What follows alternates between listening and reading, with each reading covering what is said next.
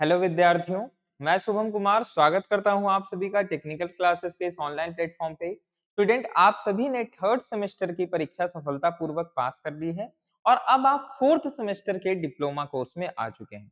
तो सबसे पहले तो आप सभी को बधाई कि आप फोर्थ सेमेस्टर में अब प्रवेश कर चुके हैं और फोर्थ सेमेस्टर में भी आपको बिल्कुल जी जान लगा करके मेहनत करनी है और आपके इस मेहनत को और अच्छा बनाने के लिए टेक्निकल क्लासेस की टीम लेकर के आई है fourth semester computer science and engineering का कंप्लीट कोर्स, जिसमें कि स्टूडेंट आपको पांचों पेपर पढ़ाए जा रहे हैं।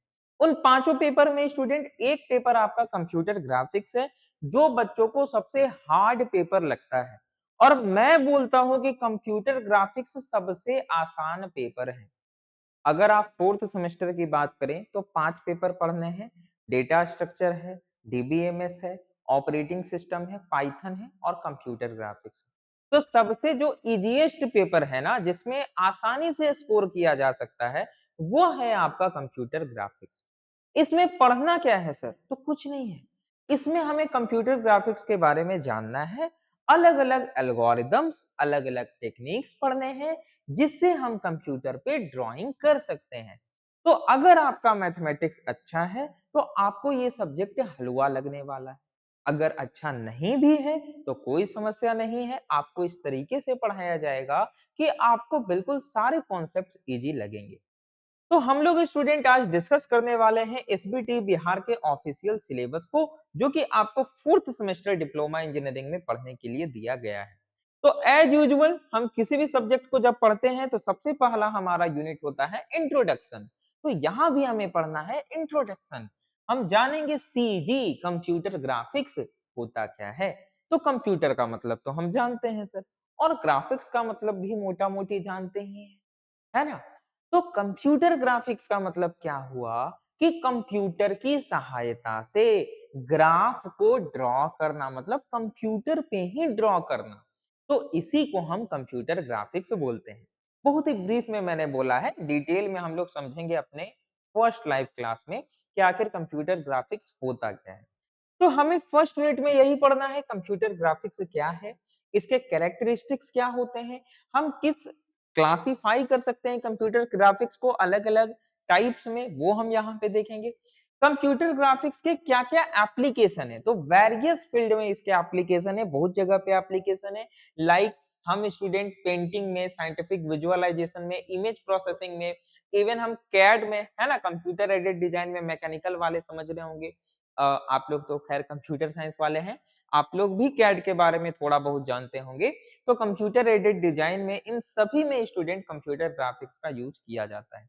तो कंप्यूटर ग्राफिक्स बहुत ही इंपॉर्टेंट सब्जेक्ट है कंप्यूटर साइंस वालों के लिए, नॉन सीएस बैकग्राउंड वालों के लिए भी, क्योंकि स्टूडेंट इसका एप्लीकेशन बहुत ज्यादा है।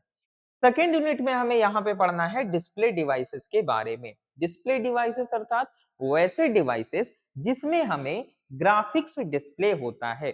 जैसे अभी आपके सामने जो डिवाइस रखा हुआ है, या तो वो फोन होगा, कोई टैबलेट होगा, या कोई पीसी होगा, मतलब लैपटॉप डेस्कटॉप वगैरह।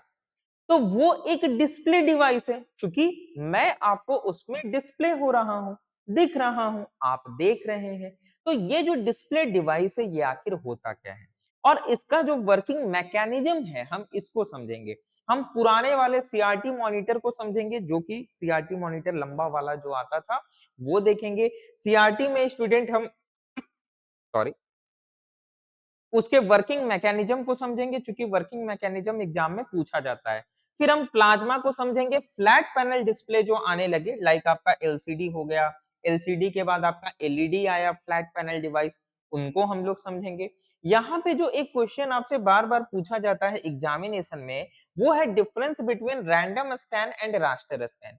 तो आखिर ये जो रैंडम स्कैन मॉनिटर है और जो रास्टर स्कैन मॉनिटर है, ये कैसे डिफरेंट हैं एक दोनों से, क्या इनका वर्किंग मैकेनिज्म है, विद डायग्राम हम लोग यहाँ पे समझेंगे।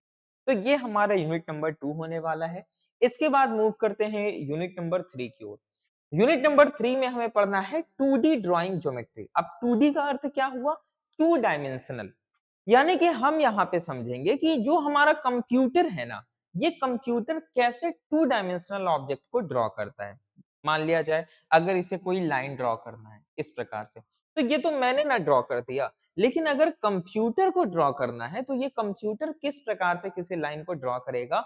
अब इसके कई सारे मेथड्स हैं, ठीक है? तो इन मेथड्स को हम लोग यहाँ पे देखेंगे। लाइक हम 2D ट्रांसफॉर्मेशन देखेंगे, उसके बाद हम होमोजेनियस कोऑर्डिनेट सिस्टम देखेंगे, ट्रांसलेशन देखेंगे। ट्रांसलेशन का मतलब क्या हो गया सर, कि एक जगह से दूसरे जगह पे पॉइंट को शिफ्ट करना, यानी कि ट्रांसलेट करना, है ना? अगर मान लिया जाए ये वाला पॉइंट यहाँ है, इसको हटा के हम ट्रांसलेट कर दिए यहाँ पे, तो अब ये कुछ इस प्रकार का हो जाएगा। ये हुआ आपका ट्रांसलेशन। स्केलिंग समझेंगे। स्केलिंग का अर्थ क्या हुआ, कि लेट से मेरा लाइन इतना बड़ा था, इसको स्केल करके मैंने छोटा कर दिया, तो ये स्केलिंग होता है, या बड़ा कर दिया। हम लोग मिरर रिफ्लेक्शन को देखेंगे। Rotation about an arbitrary point, किसी पॉइंट के अबाउट रोटेशन हम लोग समझेंगे। फिर अलग अलग जो इंटरैक्टिव टेक्निक्स हैं, इनको हम लोग समझेंगे। तो ये जो टॉपिक्स हैं थोड़े आपको अजीब लग रहे होंगे, लेकिन जब आप पढ़िएगा तो बिलीव मी, आपको सबसे ज्यादा आसान टॉपिक यही लगने लगेगा, और सबसे ज्यादा आसान पेपर आपको अंतिम में कंप्यूटर ग्राफिक्स लगेगा। ठीक है? अब देखिए, हम लोग बात करें फोर्थ यूनिट में ही, तो फोर्थ यूनिट में जो हमें 2D ड्राइंग ज्योमेट्री पढ़ना था, अब इसमें अलग अलग टेक्निक्स आ गया कि किस प्रकार से हम लाइन को ड्रॉ कर सकते हैं। तो हमारे पास डीडीए एल्गोरिथम होता है, डीडीए लाइन एल्गोरिथम।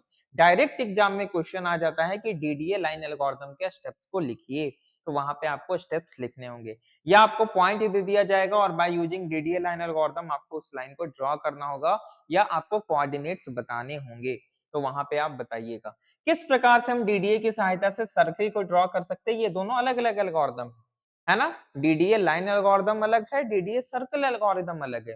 ठीक इसी प्रकार से ब्रेसेन हम्स लाइन एल्गोरिथम और ब्रेसेन हम्स सर्कल ड्राइंग एल्गोरिथम को हम लोग समझेंगे।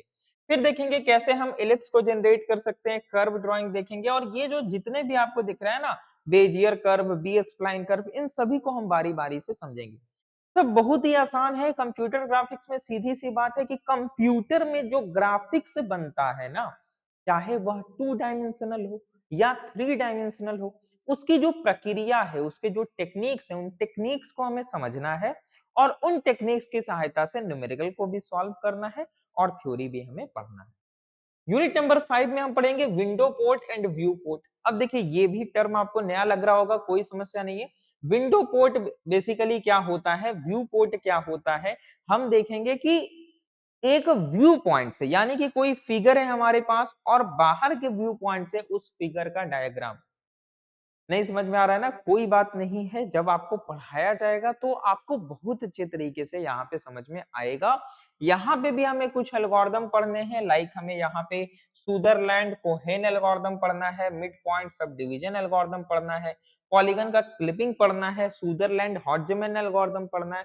तो ये बेसिकली मैंने बोला ना कि अगर आपका मैथमेटिक्स अच्छा है, simple basic mathematics, integration differentiation नहीं, अगर आपका बेसिक मैथमेटिक्स अच्छा है, अलजेब्रा आपको आती है समझ, आपको कोऑर्डिनेट ज्योमेट्री समझ में आती है, तो ये आपको बहुत अच्छे तरीके से समझ में आ जाएगा।